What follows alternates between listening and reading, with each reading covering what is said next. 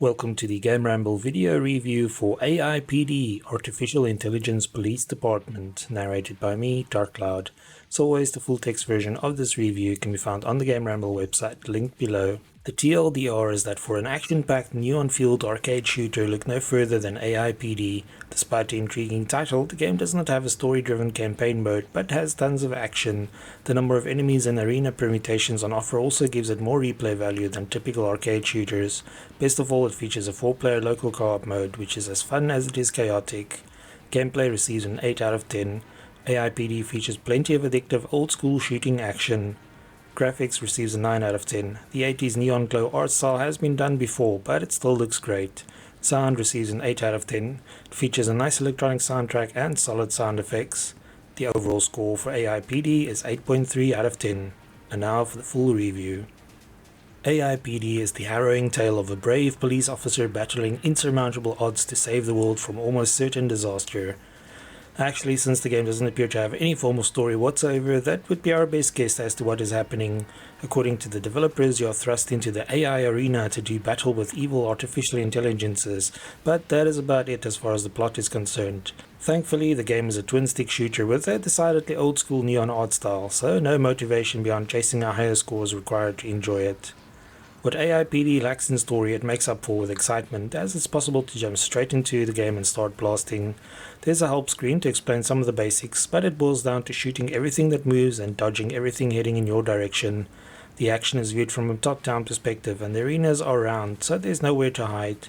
Geometry Wars players will feel right at home here, but some things set AIPD apart from its peers.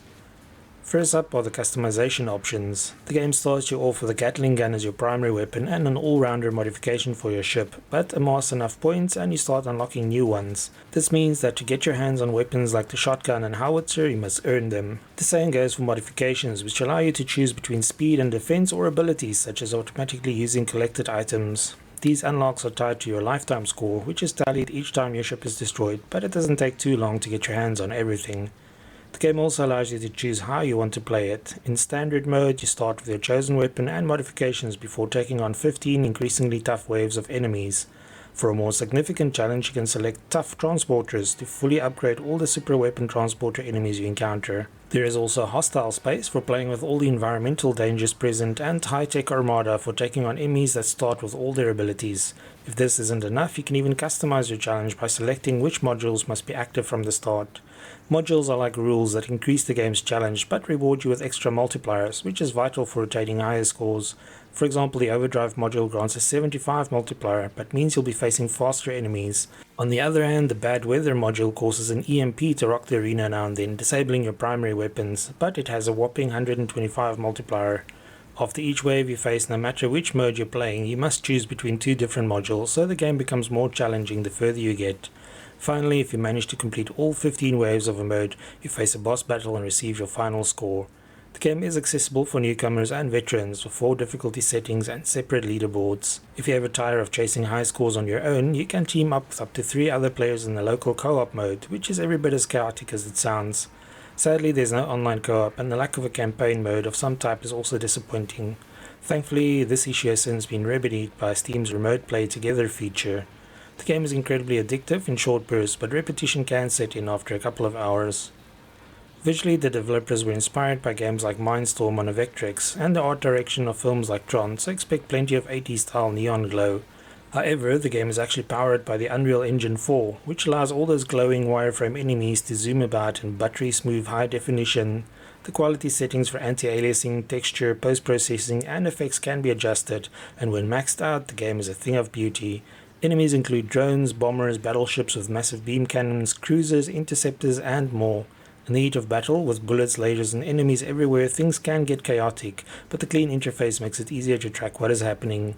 Weapon heat and player health are displayed right next to the ship along with the current super weapon and items, so there's no need to take your eyes off the action. Speaking of weapon heat, this feature prevents you from simply holding down the fire button all the time. You can still do it, but the result is that your weapon will overheat, causing it to stop firing for a moment. Overheating can also cause your ship to drop a heat bomb that can cause damage if you don't move clear of the explosion. Destroying enemies causes them to drop multipliers, represented by small glowing pyramids. Unfortunately, the game doesn't feature any form of health restoration. You only get one life, so avoiding damage is very important if you want to clear all the waves. Fortunately, your ship is equipped with an emergency shield that activates when you take damage, so at least you won't lose big chunks of health at once. The transport enemies drop super weapons like torpedoes, bombs, missiles and shotguns, but these have limited shots, so they're best saved for emergencies. Power-ups like the ability to slow down time briefly, reduce your heat level and increase your score multiplier can also be collected, but watch out for the bad pickups that disables your primary weapons for a few seconds. Complementing the sharp visuals of AIPD is a very fitting electronic soundtrack. We would have liked to hear more bass in the tunes, but overall the music matches the action well.